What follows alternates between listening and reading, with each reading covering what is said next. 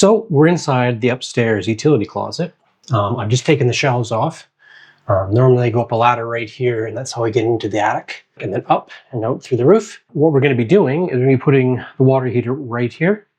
And I'm putting a panel over there for electricity panel, which is just the right distance away so it doesn't violate any norms and stuff like that. So what I need to do is I need to kind of get this whole room ready to support the water heater. Yeah, basically be able to install it. I've got these little, where the shelves were, there's these little cool little triangle things that used to rest the shelves. That look kind of like a half a pyramid shape, I guess. I'm going to take them off, basically smooth these walls out, possibly plaster them. I don't know how quickly they'll come over. I'd like to paint this whole little room, or at least this corner, with some primer like I'm doing in the pool room. And then the next thing I have to do is take up the tiles somewhat strategically, and then I put down OSB, and I put down this kind of this insulating board stuff, which will make our strength to everything for the weight of this water heater. We're really close to the wall here, so it shouldn't be a problem, but I'd rather do a little more cautious. The only good thing is that this is above our closet in the master bedroom, so if it does fall through, we'll be fine. But yeah, so I'm going to do some noggins in here, which are the pieces of wood that go this way across, and that'll give it extra strength. I'll probably do like 3 across and maybe 2 here. I don't know. Just kind of jams when I got the wood from outside that I used for all the edges of the forms of the concrete. So let's do that. Let's start taking stuff apart, take the floor up, and determine how much plaster work I've got to do in here and clean things up and determine if I want to paint or not. I'm going to have to paint eventually, but it'll be a lot easier before the water heater gets in. So let's get to it.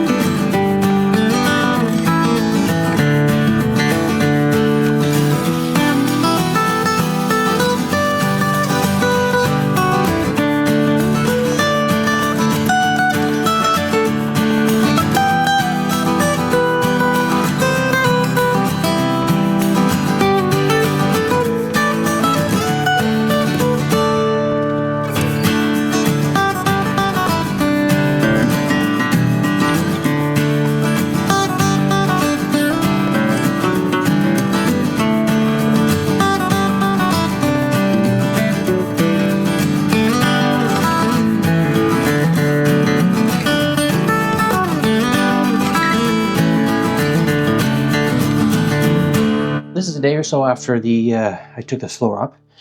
I basically took yesterday off to try to calculate. Seems like it shouldn't be that long. I was really confused.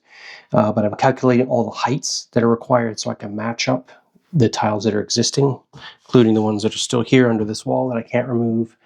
My confusion is we have 70 centimeters, and before I was planning to do a different approach than I'm going to do in this room. And so in the other room was like the bathroom next door, the large bathroom that I demolished, I don't know, 6 months or a year ago, and the bathroom that's downstairs. I've removed all the tiles in the entire room, and so we have the joists, and then I'm going to put down OSB, 22 mil OSB, and then above that I'm going to put down some, obviously going to prime it with some OSB primer.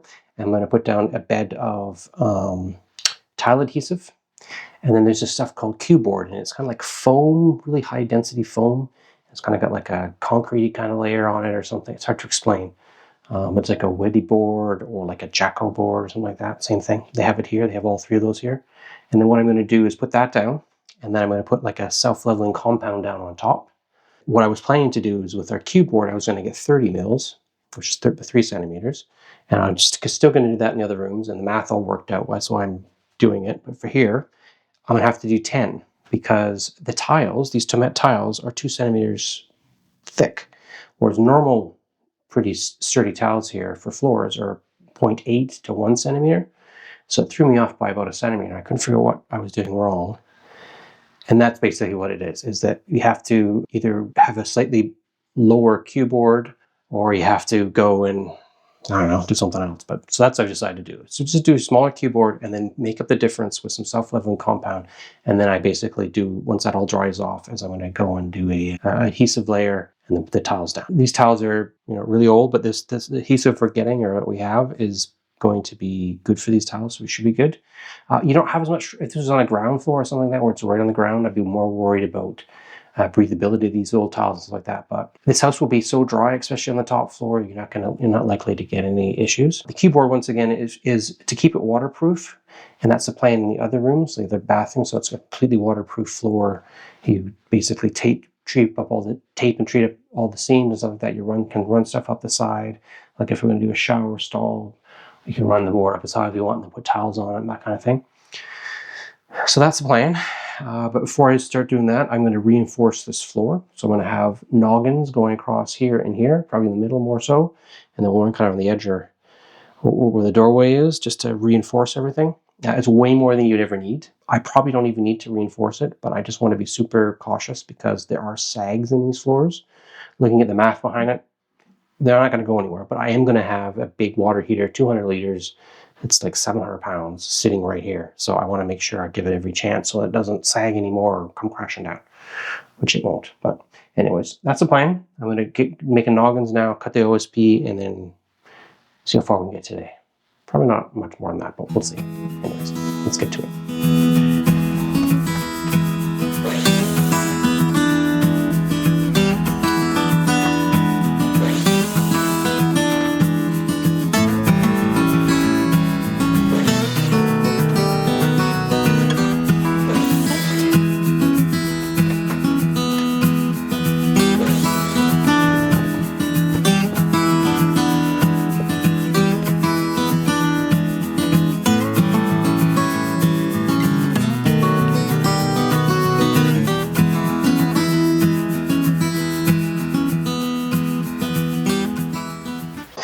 So after a bit of a break, do some merging repairs, I'm just evaluating this wall, and basically the entire wall, this bit and that bit over here, are not supported by anything on the ground. It was right in the middle of a joist. They had no structure this way. They were just being held up with the tiles, which is pretty crazy. So what I'm going to be doing is I'm going to be putting reinforcement. I'm going to do a floor joist this way, kind of like something to brace it with. That makes sense. I'm going to put a joist, a noggin this way, and then center a joist going this way. And that hopefully will support it. It's just crazy that there's nothing really holding it right now. But yeah, cool. So I'm going to do that. And then I'll be able to continue installing all of these noggins. And then I'll be able to put the plywood down and start tiling it eventually. And then put the water heater here. So let's get to it.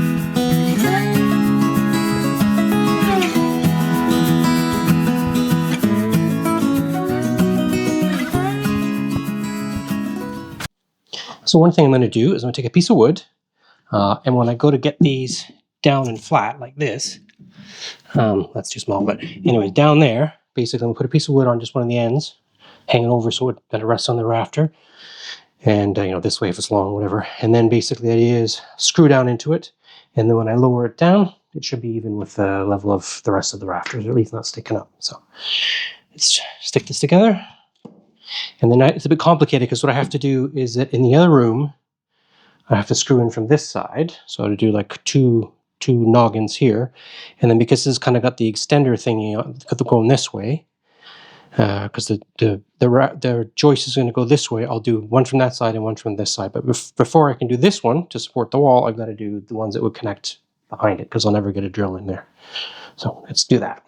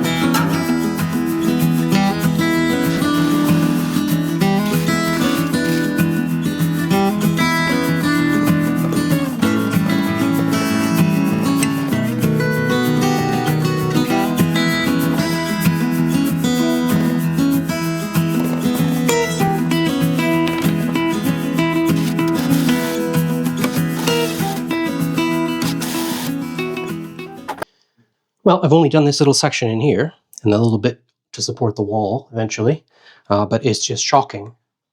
I used to do this or this, and you could feel the vibrations through the other foot. This feels like it's concrete. It's so sturdy. So yeah, it's overkill. I probably don't need all that, but just to reinforce the water here that's going to go in here. And do the same thing in the bathroom next door, because we're going to put a tub in there, we're going to have a shower and all that sort of stuff. So it looks like it's going to work. It's very, very much more solid, and I think it'll stop it from deflecting anymore. Once again, I'm not trying to level it out with this. I'm just trying to sturdy it up so that when we do get kind of pressure on here and stuff like that, it just supports it all. So I'm going to continue a little more into that room in the bathroom on that side of the wall.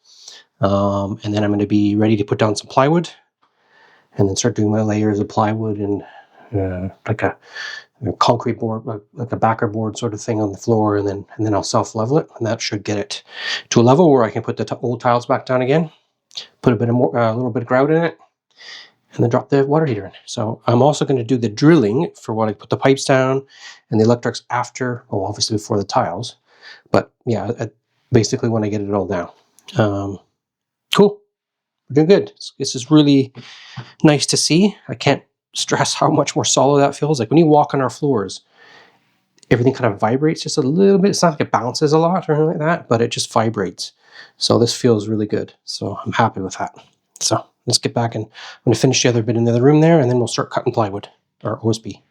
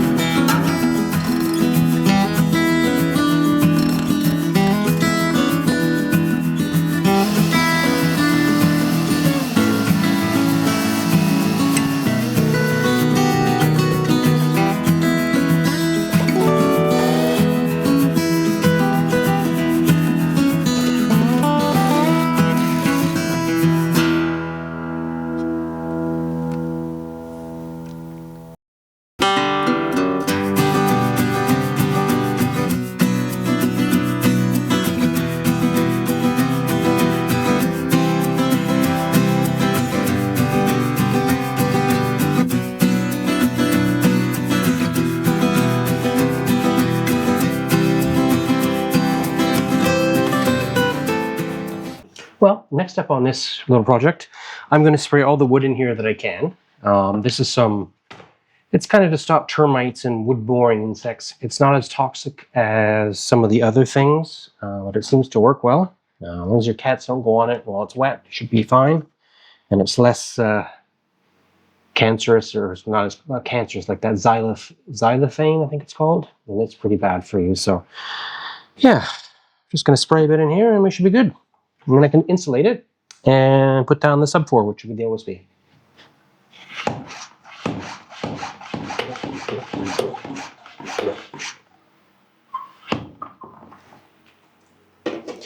This is my second coat. I did some the other day.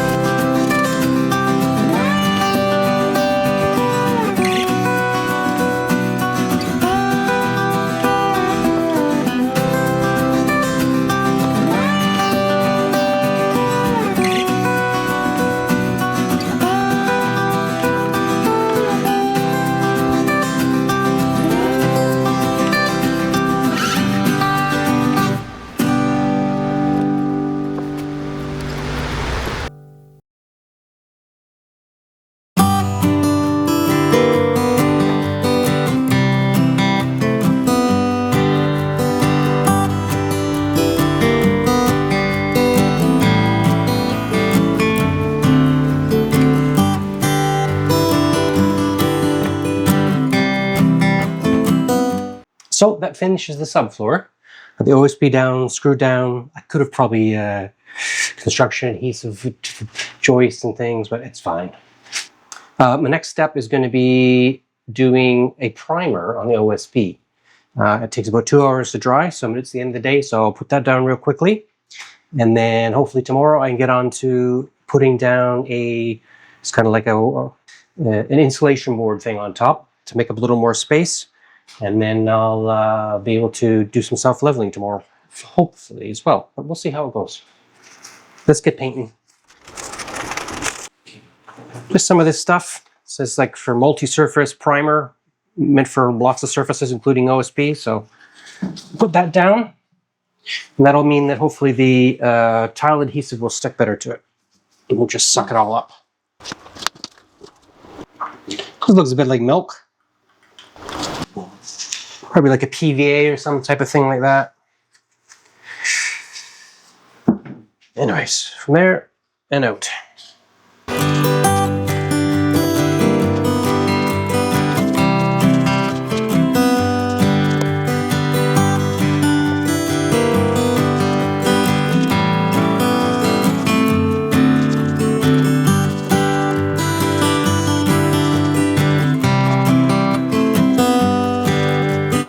All right, well, I have the OSB down and I have it all sealed up. So what I'm going to do now is I'm going to use this stuff.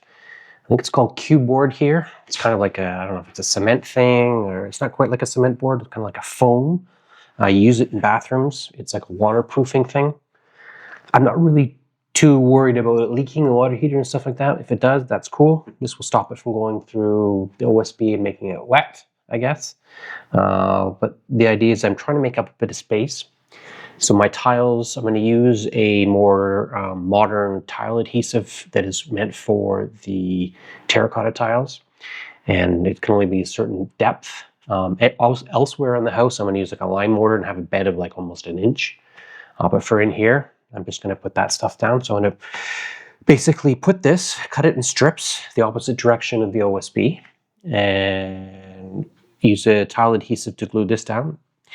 And then I'm going to do a pour of self-leveling adhesive, like a floor leveler, on top of this, just get it all nice and straight. And then I will use tile adhesive and the original clay tomettes tiles and go on top of that. So first up, I'm going to cut this into strips, make it fit in there as close as I can get to the walls. And then I'll hopefully be able to get that down. Hopefully it'll dry in a couple hours, and then I can do a self-leveling, and that'll probably be the end of today because I'm going to let it all dry up.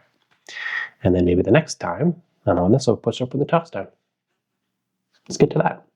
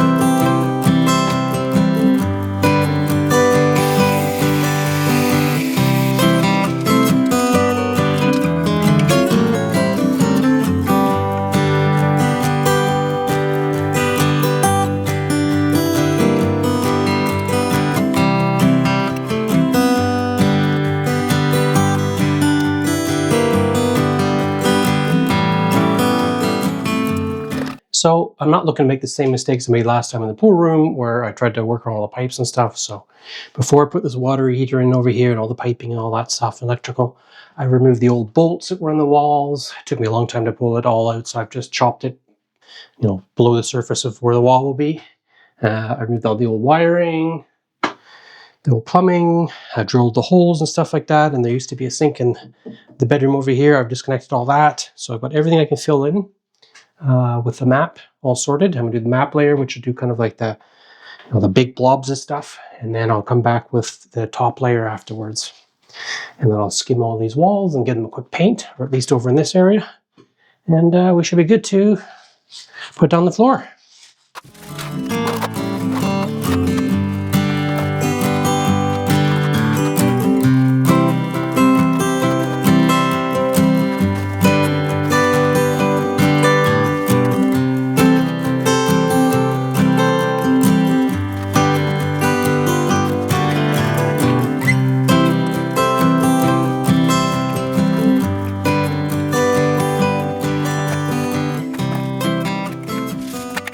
I'm just going to now go and this is the wall to the water heaters on the side of this in this bathroom, and there's nothing holding up underneath here.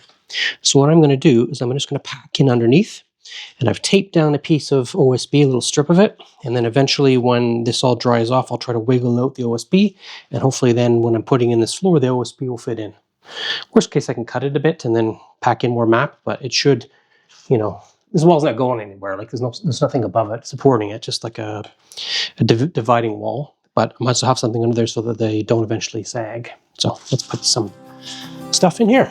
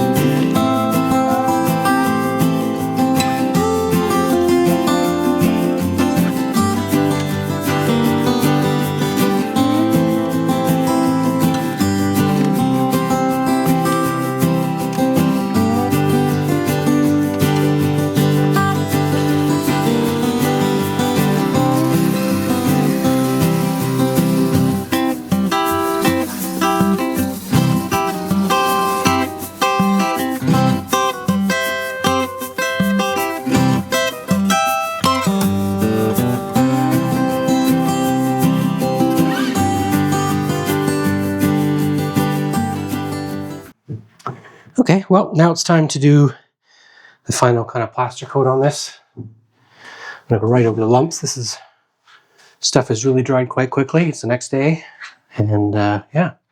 Oops, there's a mosquito here. Yeah, so let's do the... Yeah, so let's do the final coat now of the plaster. I'm going to go right over. It's a bit rough, but I'll sand it off later. Just get something on here that we can get painted tomorrow. And then next I'll do the tiles.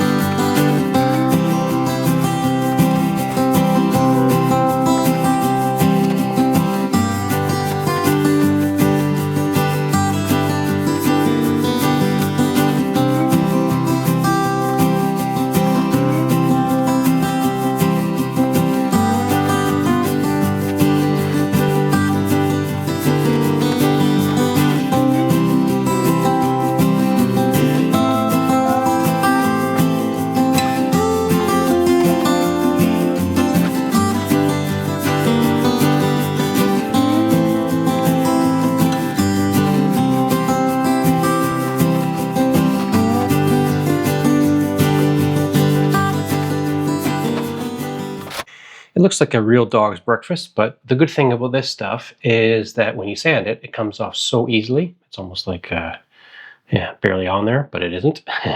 So what I tend to do is I'll put on a coat, sand it, and then just do one more and we're good to go. This pack, or this basically lot of plaster bag. It's about a year old, so I'm hoping that the next bag of plaster we get, like this, won't be so lumpy. You can see in here how many lumps and bumps are in there. That's not me, and I mixed it like really well, so I don't know. It works though. I mean, we did it in the pool room and it sands off really smooth, so it should be good. Otherwise, I'll do another run and hopefully get this done today, and then I'll start the tiles.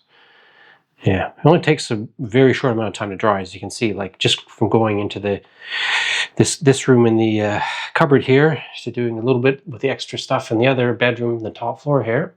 It's already like 3/4 dry, so I think another half hour, an hour, it'll be good to go for another coat. So it's getting there. Not much left to do. Just the sand, another coat, and yeah, get on to the tiles. And also, I don't really mind if I drop a little on the ground, because when it does dry, you can literally just pick it off. It doesn't adhere well to the tiles, so it's all right.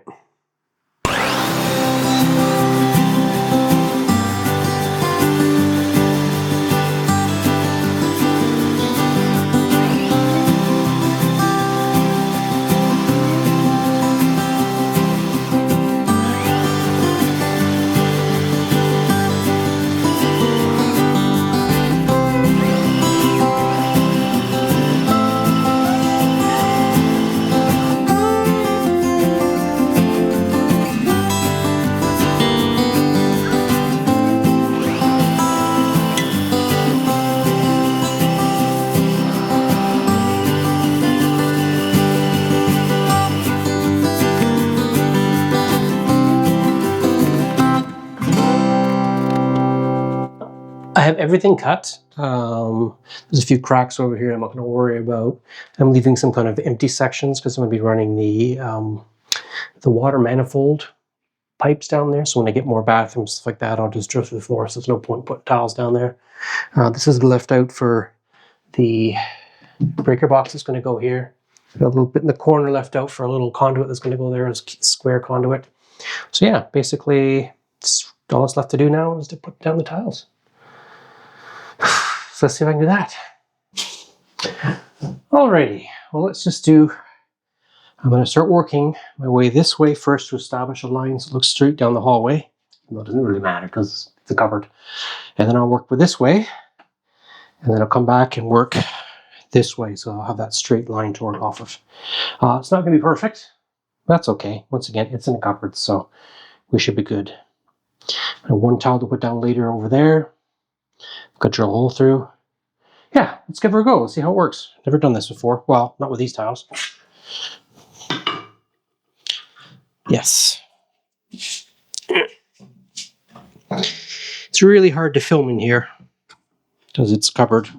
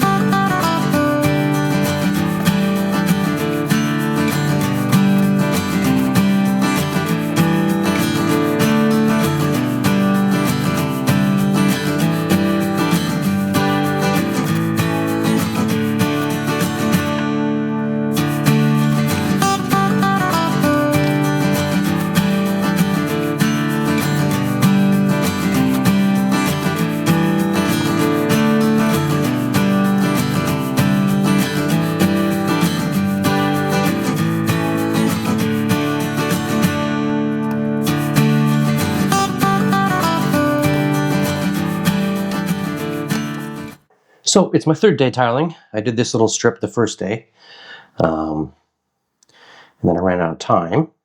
And then I thought, oh, I could kneel on this and I could do this side, spin around and do this side. Well, these tiles were still wet. So every time I would try to spin, my feet would touch it.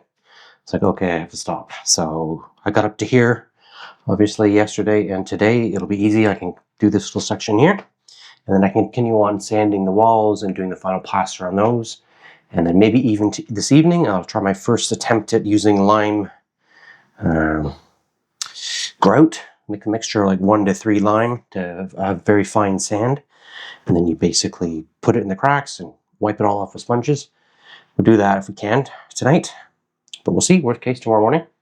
Don't know how long it'll take. I've never really done lime this small amount of it, if that makes sense, or like, you know, for cracks. So I don't know. Let's give her a go and see what happens, right? Anyways, let's get to it.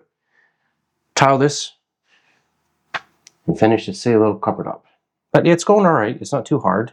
It's not great because every tile is a little bit wonky and the floor is wonky and everything's wonky. So that's okay. It's in the cupboard. I'm not killing myself over it because it's just going to be, you know, up to here is a water heater anyway. So there's a little teeny section you'll see. And the door's going to be closed most of the time. So anyways, let's go. Let's finish her up. Should be easy peasy.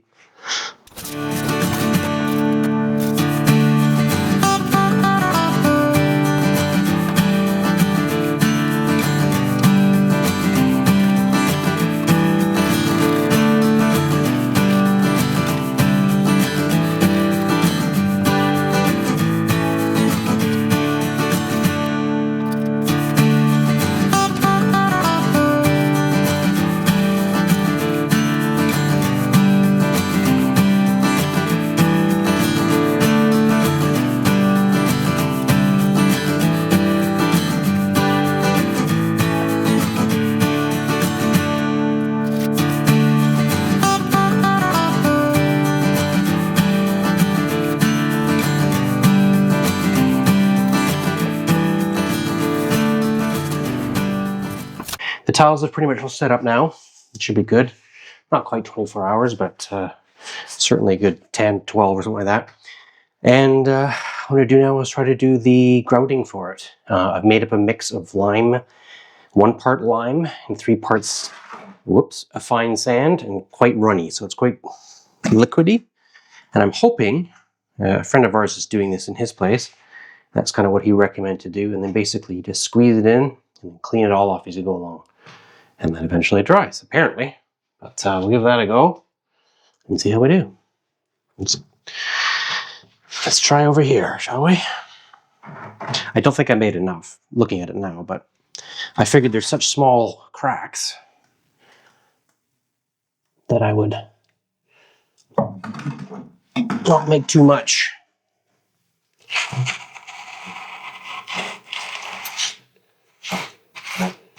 So I'm kind of going 45 across it, trying to push it down as much as I can, like you would with a regular grout.